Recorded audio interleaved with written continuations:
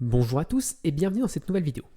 Aujourd'hui, je vais vous présenter comment fonctionnent les classes CSS avec mon framework JavaScript. Donc avec Vue.js ou avec React.js, ce qu'on peut faire, c'est afficher des classes ou supprimer des classes automatiquement en fonction de certaines variables, donc de booléens, on va dire.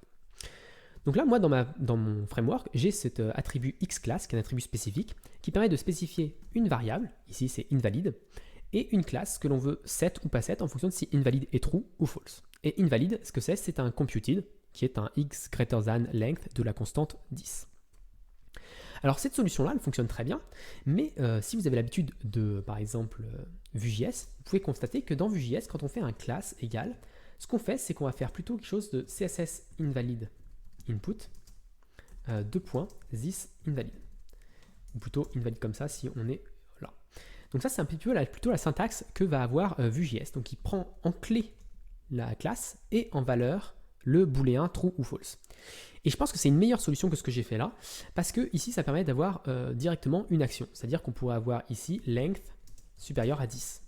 Et ça fonctionne parfaitement en Vue.js par exemple, mais dans mon framework, ça serait impossible de faire ici x greater than x get length virgule x constant 10. Donc c'est impossible de faire ça parce qu'on ne peut pas mettre cet élément-là qui est quelque chose d'un peu complexe, on ne peut pas le mettre en clé du tableau. Et c'est vraiment la même raison qui a poussé Vue.js à le faire dans ce sens-là, même si ça paraît peut-être moins logique de base. Donc ce que je vais faire ici en live, et je n'ai pas encore testé comment ça fonctionne, je vais essayer de faire l'inverse, c'est-à-dire changer ça pour que xClass fonctionne de cette manière-là. Alors du coup, on pourra faire soit comme ça, soit on pourra tout simplement utiliser get de invalid. Donc on pourra le faire dans un sens ou dans l'autre, et c'est pas de souci. Et si on veut mettre plusieurs classes, ici on peut mettre plusieurs classes. Donc MB12, je sais pas, text, red. Voilà. On peut mettre ce qu'on veut ici comme classe en les séparant par des espaces.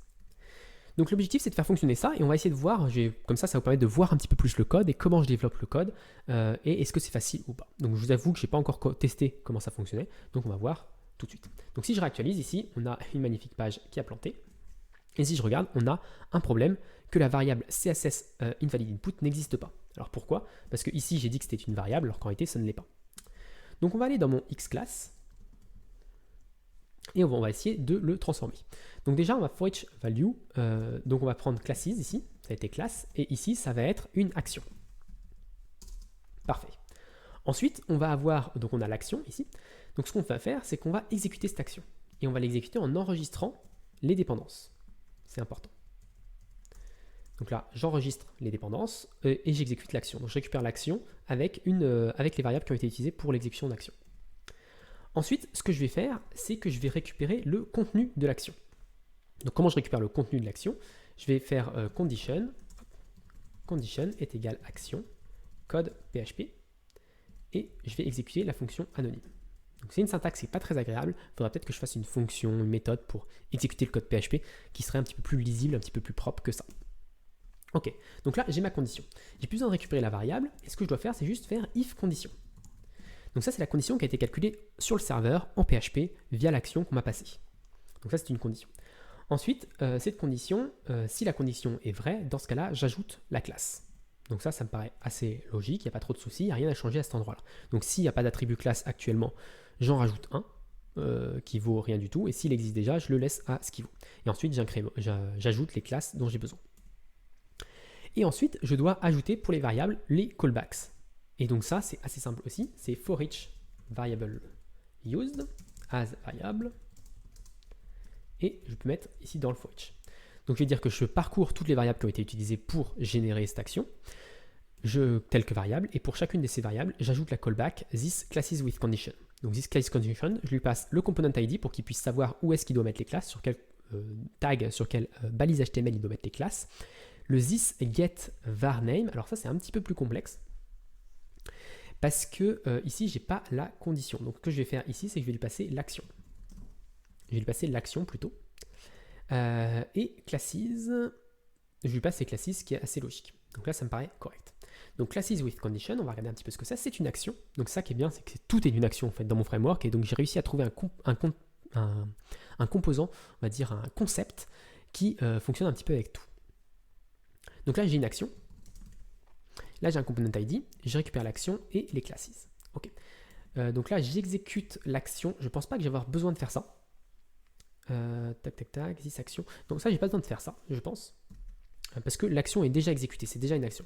En fait, il faut voir que les actions que je retourne ici, ce sont des fonctions anonymes pour pas qu'elles soient exécutées tout de suite, pour qu'elles soient exécutées plus tard. Et donc, du coup, j'ai pas forcément besoin de... Enfin, il y a des fois, j'ai besoin d'appeler la fonction anonyme pour récupérer l'action et des fois, j'ai directement l'action. Donc là, normalement, j'ai directement l'action. Ensuite, je pense que le code ne fonctionne pas. Le fonctionne, justement, n'a pas à être changé. J'exécute l'action avec un if. Si l'action est vraie, j'ajoute les classes. Si l'action est fausse, je supprime les classes. Alors ça, il faudrait que je vérifie au niveau de Mozilla Developer Network si je crois que ClassList ne récupère pas ici plusieurs classes. S'il y a plusieurs classes ici, ça n'a pas fonctionné correctement. Pour l'instant, je n'ai jamais testé, mais bon, c'est pas très grave. Ça, c'est juste du JavaScript à changer. Ça prendra pas beaucoup de temps. Donc là, je pense que ça devrait potentiellement fonctionner. Donc là, si je réactualise, que je fais Thibaut DOS, alors on a un petit souci a priori. Alors ici, on a eu un must be instance of closure string given. Alors, qu'est-ce qu'on a comme problème? Run action while saving depending variable. Donc là, c'est dans X class. Donc si ici, l'action qu'on lui a passée, il n'a pas trop aimé. Je pense qu'il faut peut-être run action. L'argument 1 doit être une closure et on lui a passé une string. Alors je pense que le problème vient peut-être d'un autre X class. Est-ce que j'ai pas un autre X class? Voilà, là j'ai un autre X class. Donc ce que je vais faire ici, c'est que je vais faire hop, hidden x get majority. Voilà. Donc le problème venait plutôt d'ici où il y avait un petit souci. Okay, donc si je réactualise maintenant la page, ça a l'air d'avoir passé correctement. Okay. Donc ça a l'air de fonctionner pareillement qu'avant, donc il n'y a pas de souci. Donc vous voyez un petit peu comment je travaille. Vu que tout est action, c'est assez facile de s'y retrouver et dès qu'on cherche quelque chose, on sait que c'est une action qui le fait. Et une action, c'est un concept assez simple parce que c'est du code PHP, du code JavaScript, ou soit l'un soit l'autre en fonction de ce qu'on a besoin. Et donc du coup, on peut tout simplement l'exécuter, récupérer les variables qui sont demandées par cette action. Et puis voilà, on a tout plein de concepts autour de ça.